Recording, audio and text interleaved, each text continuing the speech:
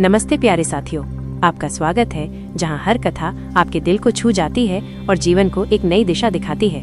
आज हम एक ऐसी ही ज्ञानवर्धक और जीवन का मार्गदर्शन करने वाली कथा लेकर आए हैं जो आपको यह बताएगी कि मनुष्य का सबसे उत्तम और श्रेष्ठ दान क्या है जिसका फल उसे अवश्य ही मिलता है। तो इस कथा को पूरा अंत तक जरूर सुनिएगा। नीलकंठ और ब्राह्मण, निस्वार्थ दान का महत्व। एक विशाल वट वृक्ष पर नीलकंठ अपनी पत्नी के साथ रहता था। एक दिन भोजन करते समय नीलकंठ की पत्नी की नजर एक वृद्ध किसान पर पड़ी जो एक पेड़ के नीचे भोजन करने बैठा था। तभी एक भूखा भिखारी उसके पास आया और भीख मांगने लगा। किसान ने बिना कुछ खाए अपना भोजन उस भिखारी को दे दिया। ये देख नीलकंठ की पत्नी ने अपने पति से पूछा, हे प्रियवर, उस किसान ने अपना भोजन स्वयं न खाकर उस भिखारी को क्यों दे दिया? तब नीलकंठ ने कहा, प्रिय, हर इंसान अपने जीवन में कुछ न कुछ दान करता है, कोई भोजन, कोई वस्त्र तो कोई धन। लेकिन क्या तुम्हें पता है कि सबसे उत्तम दान कौन सा है जिससे सबसे बड़ा पुण्य मिलता है? नीलकंठ की पत्नी ने उत्तर दिया, नहीं प्रियवर, ऐसा कौन सा दान है? नीलकंठ ने कहा, ये बात मैं तुम्हें एक कथा के माध्यम से बताता हूँ जो न केवल प्रेरणादायक है बल्कि इसे ध्यान से सुनने वाले को ये भी पता चलेगा कि सच्चा और अच्छा दान क्या होता है और इसका कितना बड़ा महत्व है। कैलाश की कथा, एक कुत्ते से इंसान बनने तक का सफर। प्राचीन काल में चंद्रपुर नामक गांव में कैलाश नाम का एक युवक अपनी पत्नी के साथ रहता था। वह लकड़ी काटकर जीवन यापन करता था। लकड़ी से होने वाली आय पर्याप्त नहीं थी जिससे उनके परिवार में हमेशा भोजन और कपड़ों की कमी रहती थी। एक दिन कैलाश की पत्नी ने गुस्से में कहा, ये कब तक चलेगा? न कोई त्योहार न कोई खुशी। इस लकड़ी काटने के काम को छोड़कर शहर जाकर कोई और काम क्यों नहीं ढूंढ लेते? कब तक हम ऐसे ही गरीबी में रहेंगे? कैलाश ने प्यार से उत्तर दिया, भाग्यवान, मैं तुम्हारी हर बात मानता हूँ, लेकिन मैं ये गांव नहीं छोड़ सकता। शहर में यहाँ जैसी शांति नहीं मिलेगी और मैं नहीं चाहता कि इस विषय पर दोबारा बात हो। पत्नी ने कहा, ठीक है, जैसा तुम्हें सही लगे। खाना तैयार है, खाकर लकड़ी काटने चले जाओ। भोजन के बाद कैलाश लकड़ी काटने जंगल की ओर निकल पड़ा। चलते चलते वो काफी दूर आ गया। उसने सोचा, आज तो बहुत दूर आ गया हूँ, मुझे एक बड़ा पेड़ चाहिए जिससे अच्छी आमदनी हो जाए। लेकिन ऐसा कोई बड़ा वृक्ष दिख नहीं रहा। वहाँ एक छोटा पेड़ है, चलो आज के लिए इसी से काम चला लेता हूँ। कैलाश ने वो पेड़ काटा और लकड़ी का गट्ठर सिर पर रखकर नगर की ओर बेचने के लिए निकल पड़ा।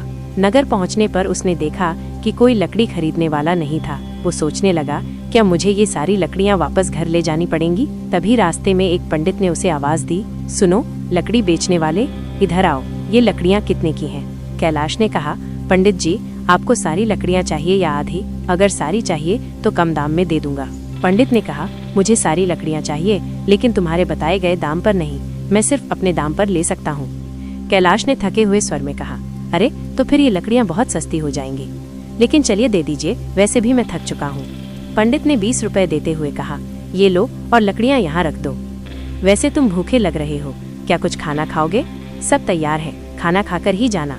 कैलाश ने कहा, मुझे भूख तो बहुत लगी है, लेकिन अगर मैं खाऊंगा तो आपके लिए खाना नहीं बचेगा। रहने दीजिए, मैं घर जाकर खा लूंगा। पंडित मुस्कुराते हुए बोले, चिंता मत करो, यहाँ इतना खाना है कि 20 लोग और खा सकते हैं। जब भी भूख लगे यहाँ आया करो। कैलाश ने पूछा, क्या आप हमेशा ही सबको ऐसे खाना खिलाते हैं?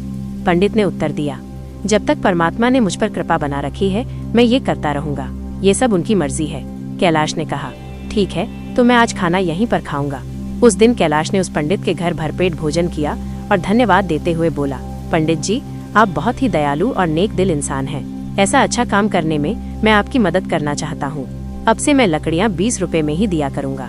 पंडित ने कहा, बेटा सकुशल घर जाना। कैलाश ने काटी हुई सारी लकड़ियाँ पंडित को 20 रुपए में दे दी और घर की ओर निकल गया। घर पहुँचते ही उसकी पत्नी ने पूछा, इतनी देर क्यों हो गई? क्या आज लकड़ियों का अच्छा सौदा मिल गया? लाओ पैसे। कैलाश ने उत्तर दिया, देखो सौदा अच्छा तो नहीं था, आज केवल 20 रुपए ही मिले हैं, ये लो। उसकी पत्नी ने आश्चर्य से पूछा, क्या सच में तुम मुझे केवल 20 रुपए दे रहे हो? मैंने सोचा था कि आज शायद 2 गुना कमा कर लाओगे, लेकिन तुमने तो आधे ही दिए हैं। इतनी देर तक तुम कहाँ थे, क्या कर रहे थे? तब कैलाश ने कहा, मैं लकड़ियाँ बेचने गया था, लेकिन कोई खरीदने वाला नहीं मिला। फिर पास के नगर में धर्मपाल पंडित नामक एक विद्वान के घर चला गया।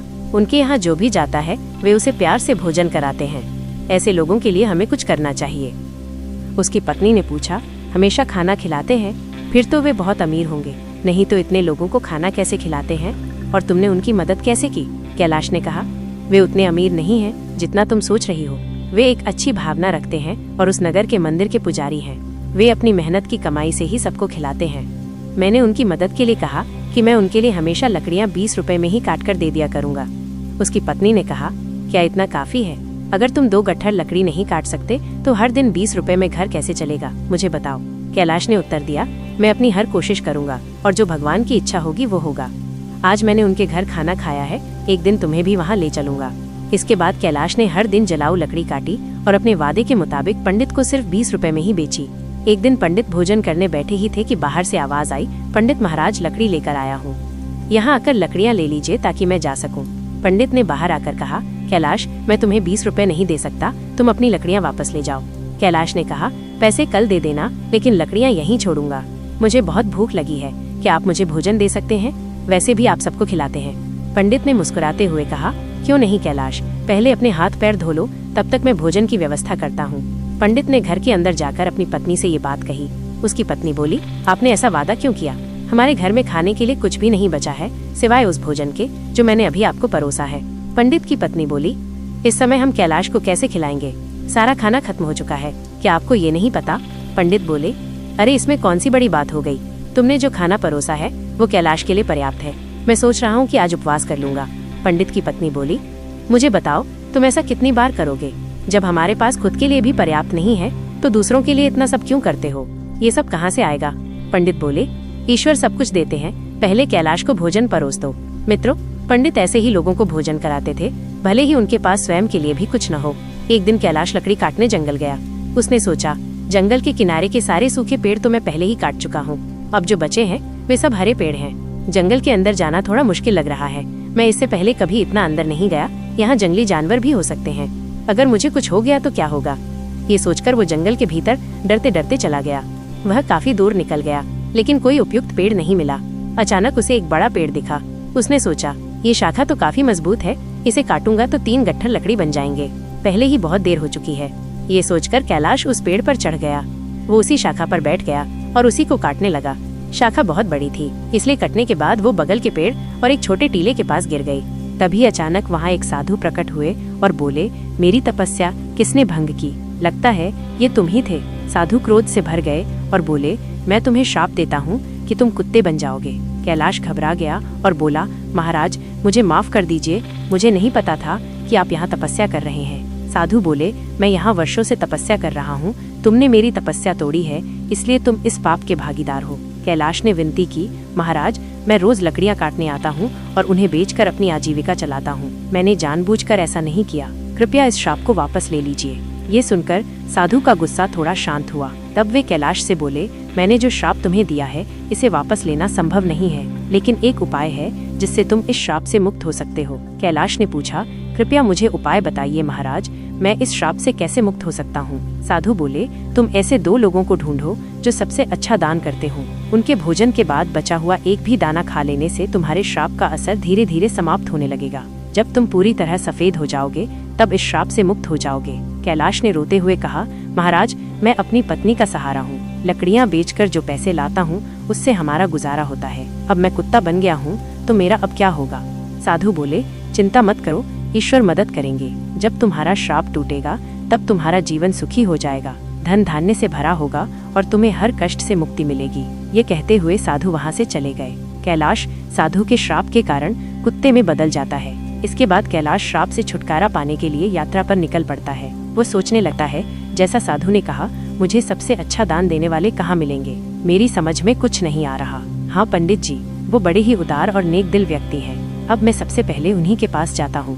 कैलाश कुत्ते के रूप में पंडित के घर पहुँचता है। पंडित अपनी पत्नी से कहते हैं, चलो अच्छा हुआ, आज मैं बिना किसी बाधा के सभी मेहमानों को भोजन खिला पाया, सच में भगवान की कृपा है। पंडित के भोजन कर लेने के बाद उनकी पत्नी ने बचे हुए भोजन को बाहर फेंक दिया। कैलाश कुत्ते के रूप में वहां पहुंचा और पंडित के बचे हुए भोजन को खा लिया। खाना खाते ही उसका आधा शरीर सफेद हो गया। कैलाश खुशी से कहता है, मुझे पता था कि पंडित जी बहुत ही दयालु व्यक्ति हैं। मुझे आधे से मुक्ति मिल गई, लेकिन पूरी तरह मुक्त होने के लिए मुझे किसी और को ढूंढना होगा। ये सोचते हुए कैलाश आगे बढ़ता है। वो कहता है, अगर मैं इस श्राप से मुक्त हो गया तो मैं सुख समृद्धि और शांति के साथ जीवन जीऊंगा। इतना कहकर कैलाश दूसरे व्यक्ति की तलाश में निकल पड़ता है। एक दिन वह मोहन नाम के एक युवक को हल जोतते हुए देखता है। कैलाश कुत्ते के रूप में उसके घर के सामने बैठ जाता है। तभी राम नाम का एक व्यक्ति वहाँ से गाय लेकर जाता है। वो कहता है, मोहन बहुत ही नेक इंसान है, वो सिर्फ मुझे ही नहीं, कई और लोगों को भी गाय दान कर रहा है। ऐसे व्यक्ति को आशीर्वाद मिलना चाहिए। कैलाश ये सुनकर सोचता है, वाह, आज मुझे श्राप से मुक्ति मिल जाएगी। मोहन भी पंडित जी के जैसे ही दयालु होंगे। अब देखता हूँ वो कब भोजन करते हैं। कैलाश वहाँ बहुत देर तक इंतजार करता है। मोहन ने जब भोजन किया और पत्तल को बाहर फेंक दिया तो कैलाश तुरंत उस पत्तल पर बचा हुआ खाना खा लेता है। लेकिन ये देखकर वो हैरान रह जाता है। वो कहता है, अरे, मेरे शरीर का रंग नहीं बदला। मोहन ने तो गाय का दान भी किया था, फिर भी ये क्यों नहीं हुआ? मुझे कुछ समझ नहीं आ रहा। थोड़ी देर बाद कैलाश वापस पंडित जी के घर के बाहर आकर बैठ गया। वहाँ उसने 2 युवकों को बातचीत करते हुए सुना। पहला युवक बोला, अरे भाई, आज मोहन ने फिर गाय का दान दिया। दूसरा युवक बोला, हाँ, वो चाहे कितना भी बड़ा दानी दिखे, लेकिन हमेशा नगर के बाहर वालों को ही बुलाकर दान करता है। सच जानोगे तो हैरान रह जाओगे, उसकी सारी गाय 2 महीने से ज्यादा दूध नहीं देती। पहला युवक चौंक कर बोला, क्या? अगर वह ऐसा करता है तो उसे अवश्य ही पाप लगेगा। हमारे राजा की तरह कोई और नहीं कर सकता। वो एक महान दानी है। 1 हफ्ते से खाना बांट रहे हैं और कल आखिरी दिन अन्नदान के साथ वस्त्रदान भी करेंगे। राजा खुद वहाँ सबके साथ 1 हफ्ते से खाना खा रहे हैं। कभी उनके जैसा परोपकारी देखा है कहीं? अरे ये तो कुछ भी नहीं। उन्होंने हमारे नगर में अच्छी सड़कें बनवाई हैं, हर जगह कुएं और तालाब खुदवा दिए हैं। सच में उन्होंने हमारे लिए बहुत कुछ किया है। ऐसा धर्मात्मा मैंने कभी नहीं देखा। ये बातें सुनकर कैलाश बहुत खुश हुआ। उसके मन में विचार आया, चलो, अब तो तय है कि मुझे मेरे श्राप से मुक्ति मिल जाएगी। मुझे तुरंत राजा के पास जाना चाहिए। वो राजमहल में नहीं बल्कि लोगों के साथ खाना खा रहे हैं, इस अवसर का लाभ उठाना चाहिए। अगले ही दिन कैलाश उस जगह पहुंच गया जहां राजा भोजन करा रहे थे। वहां उसने राजा को कपड़े बांटते हुए देखा। वो सोचने लगा, राजा कितने महान हैं। वो भोजन देने के साथ साथ सभी को वस्त्र भी बांट रहे हैं। मैं जिन अच्छे लोगों को ढूंढ रहा था, निश्चय ही ये वही व्यक्ति है। मुझे उनके भोजन के बाद इंतजार करना होगा। राजा के भोजन करने के बाद सैनिक उस पत्ते को बाहर फेंक देते हैं जिसमें राजा ने खाना खाया था। यह देखकर कैलाश वहां गया और उस पत्ते में से बचा हुआ खाना खा लिया। लेकिन ये देखकर वो चौंक गया। उसने कहा, अरे ये क्या? इतने महान दानी राजा का भोजन करने के बाद भी मेरा रंग नहीं बदला। ये श्राप तो किसी दूसरी वजह से लग रहा है। मुझे तुरंत उस साधु के पास जाना चाहिए जिन्होंने मुझे ये श्राप दिया। कैलाश उस स्थान पर पहुंचता है जहां साधु मौजूद थे। वो साधु को प्रणाम करता है। साधु उसे निराश देखकर पूछते हैं, क्या हुआ कैलाश? ऐसा लगता है कि तुम्हें अभी तक केवल एक ही सही व्यक्ति मिला है। तुम्हारा केवल आधा रंग ही बदला है। क्या तुम्हें और कोई नहीं मिला? श्राप मिले हुए भी काफी समय हो गया। कैलाश कहता है, महाराज, पंडित जी का खाना खाकर मैं आधा ठीक हो गया। इसके बाद मैंने उनसे भी बड़े दानी लोगों को देखा, लेकिन उनके खाने का कोई असर नहीं हुआ। साधु थोड़ी देर रुककर बोलते हैं, इसमें आश्चर्य की बात नहीं है। उनके कर्मों का वास्तविक स्वरूप जानना जरूरी है। आगे कैलाश कहता है, इसके अलावा हमारे नगर के राजा बहुत धर्मी हैं। 1 हफ्ते तक राजा ने सभी को भोजन कराया और वस्त्र भी बांटे। इतने धर्मपरायण व्यक्ति द्वारा खाया हुआ भोजन खाने के बाद भी मैं श्राप से मुक्त नहीं हो पाया। इसमें कुछ रहस्य जरूर है। मुझे कुछ समझ नहीं आ रहा है। महाराज, कृपया आप ही बताइए। साधु ने कहा, कैलाश, जिन जिन लोगों को तुमने देखा उनमें से किसी का दान सच्चा दान नहीं था। मोहन ऐसी चीजें दान कर रहा था जिनकी उसे कोई जरूरत नहीं थी। अगर उसे उनकी जरूरत होती तो वह उन्हें कभी दान नहीं करता। और राजा जो कुछ भी देता है उसे दान नहीं माना जा सकता, क्योंकि वह खुद नहीं कमाता। वो तुम्हारे जैसे लोगों द्वारा दिए गए राजस्व का उपयोग राज्य के लोगों पर करता है। साधु ने आगे कहा, कल के दान में जो भोजन और वस्त्र बांटे गए वे भी राजस्व से ही आए थे। इसीलिए राजा द्वारा किया गया दान नहीं माना जाएगा। वो सिर्फ लोगों का पैसा लोगों पर खर्च कर रहा है। ऐसे में राजा के भोजन का तुम्हारे श्राप पर कोई असर नहीं हो सकता। समझ लो, सही दान वही था जो पंडित ने भूखे को भोजन देकर किया। भले ही उन्होंने खुद नहीं खाया, लेकिन उनका दान सबसे श्रेष्ठ था। इसीलिए तुम्हें और प्रयास करना होगा। तुम श्राप से मुक्ति के करीब हो। कैलाश ने कहा, समझ गया महाराज, धन्यवाद। उदास मन से कैलाश वहां से चल पड़ा। उसने सोचा, बाप रे, कितनी दूर आ गया हूँ। बहुत भूख लगी है। अच्छा होगा कि पास में कुछ खाने को मिल जाए। तभी उसने देखा एक किसान घड़े में पानी लेकर जा रहा था। पास में खड़े 2 युवक आपस में बातें कर रहे थे। उस किसान को देख रहे हो? वो रोज इस धूप में इस पानी से भरे मटके से यहाँ से गुजरने वालों को पानी पिलाता है। वह बूढ़ा आदमी 80 साल से अधिक का लगता है, पर फिर भी उसका काम काबिले तारीफ है। थोड़ी देर में किसान ने खाना निकाला और खाने लगा। कुत्ते के रूप में भूखे कैलाश को देखकर किसान ने अपने भोजन में से कुछ लिया और उसे दे दिया। जैसे ही कैलाश ने वो भोजन खाया, उसका श्राप समाप्त हो गया और वो वापस इंसान बन गया। उसने किसान को धन्यवाद दिया और खुशी खुशी वापस लौट आया। उसने सोचा, सचमुच दान कभी छोटा या बड़ा नहीं होता, भूख मिटाने वाले पंडित और प्यास बुझाने वाले इस किसान जैसा होना ही सच्चा दान है। सबसे अच्छा दान वही है जो निस्वार्थ भाव से दूसरों की मदद के लिए किया जाए। चलते चलते कैलाश अपनी पत्नी के पास अपने घर पहुंच गया और खुशी से रहने लगा। ब्राह्मण का महान दान। उधर पंडित ने इतना दान कर दिया था कि उसकी आर्थिक स्थिति खराब हो चुकी थी। जब उसकी पत्नी ने उससे कहा, पास के नगर में एक राजा रहते हैं जो पुण्य को खरीद लेते हैं, आप उनके पास जाकर अपना कुछ पुण्य बेचकर पैसे ले आइए ताकि हमारा काम चल सके। पंडित ने पहले तो मना कर दिया, लेकिन पत्नी के बार बार कहने पर वो जाने को तैयार हो गया। उसकी पत्नी ने उसके खाने के लिए 4 रोटियां बनाकर दी। पंडित अपने घर से चल पड़ा। जब वो नगर के समीप पहुंचा तो उसने एक तालाब देखा। वहां स्नान आदि कर्मों से निवृत्त होकर वो रोटियां खाने के लिए बैठा ही था कि एक कुतिया उसके सामने आ गई। कुतिया ने जंगल में बच्चों को जन्म दिया था। 3 दिन से कुतिया और उसके बच्चे भूखे थे। भारी बारिश के कारण वो बच्चों को छोड़कर कहीं जा भी नहीं सकती थी।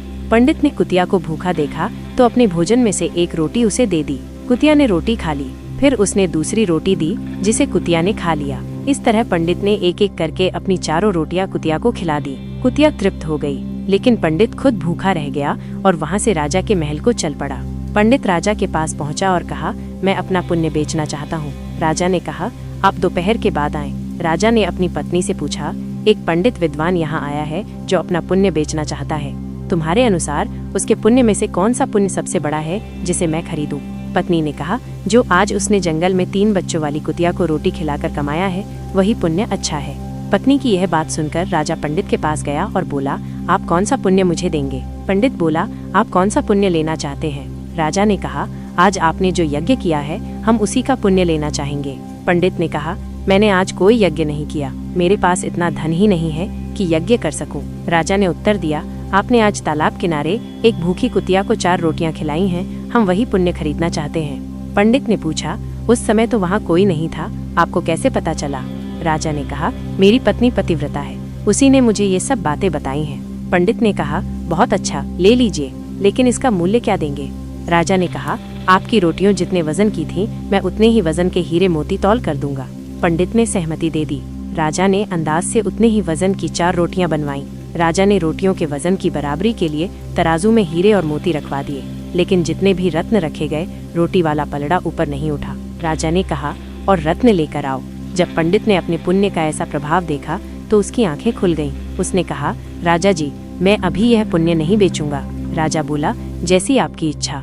पंडित वहां से चला गया और अपने घर की ओर लौटने लगा। लौटते समय वो उसी तालाब के पास पहुंचा जहां उसने कुतिया को रोटियां खिलाई थी। वहां पहुंचकर वो एक पेड़ के नीचे बैठ गया और सोचने लगा। तभी वहां एक संत आए। जब उन्होंने पंडित को चिंतित देखा तो कहने लगे, क्या बात है पुत्र, बहुत चिंतित लग रहे हो?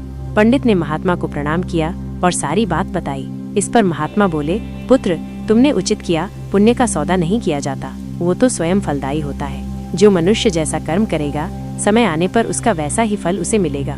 महात्मा की बात सुनकर पंडित को शांति मिली और वो महात्मा से विदा लेकर अपने घर को जाने लगा। तब महात्मा ने पंडित को एक पोटली देते हुए कहा, पुत्र, इसे लेते जाओ, इसमें कुछ मेवे हैं, रात्रि के भोजन उपरांत इनका सेवन करना, तुम्हारा कल्याण होगा। पंडित ने पोटली ली और महात्मा को धन्यवाद देकर अपने घर लौट आया।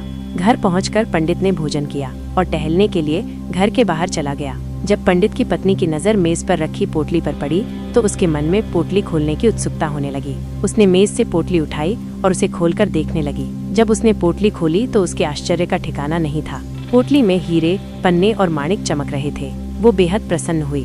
थोड़ी देर बाद जब पंडित वापस आया तो उसकी पत्नी ने पूछा, इतने सारे हीरे पन्ने कहाँ से ले आए? पंडित ने कहा, क्यों मजाक कर रही हो? सूखे मेवे तुम्हें हीरे मोती लग रहे हैं? पत्नी बोली, मजाक नहीं कर रही, मैंने खुद पोटली खोलकर देखी है, उसमें तो ढेर के ढेर बेशकीमती हीरे पन्ने भरे पड़े हैं। पंडित बोला, मुझे लाकर दिखाओ। पत्नी ने पोटली को उसके सामने रख दिया। पंडित उन्हें देखकर चकित रह गया। वो समझ गया कि ये सब उसी पुण्य का प्रभाव है जो उसने कुतिया को रोटियां खिलाने से प्राप्त किया था, और वो महात्मा कोई और नहीं, साक्षात परमात्मा थे। फिर उसने अपनी यात्रा का सारा वृत्तांत अपनी पत्नी को सुनाया। उसने बताया कि किस प्रकार राजसी और तामसी दान का फल सीमित होता है। एक भूखी कुतिया और उसके बच्चों को रोटियां देने के कारण ये चमत्कार हुआ। ये सब भगवान की कृपा और दया का ही परिणाम है। आगे पंडित ने अपनी पत्नी से कहा, ये भगवान का संदेश है कि जरूरतमंद की मदद करना सबसे बड़ा पुण्य है। जो व्यक्ति दुखियों और अभावग्रस्त लोगों की सहायता करता है उसे ईश्वर अनंत गुणा फल प्रदान करते हैं। निस्वार्थ दान ही सबसे उत्तम दान है। आज के समाज में अक्सर लोग मान सम्मान और प्रतिष्ठा के लिए दिखावे का दान करते हैं, जिसका न तो कोई सच्चा पुण्य मिलता है और न ही कोई दीर्घकालिक प्रभाव होता है। ऐसा दान कभी कभी व्यक्ति को अहंकार की ओर भी धकेलता है। इसके विपरीत निस्वार्थ भाव से किया गया दान ही सच्चा दान होता है। यह कथा इसी बात पर प्रकाश डालती है। जैसे पंडित ने अपनी भूमिका न करते हुए कुतिया और उसके बच्चों को रोटियां दी, यह एक छोटा सा त्याग था, लेकिन इसका फल अप्रत्याशित रूप से बड़ा मिला। ये कहानी हमें ये भी सिखाती है कि जरूरतमंद की सहायता करने का सही समय वो होता है जब वो वास्तव में संकट में हो।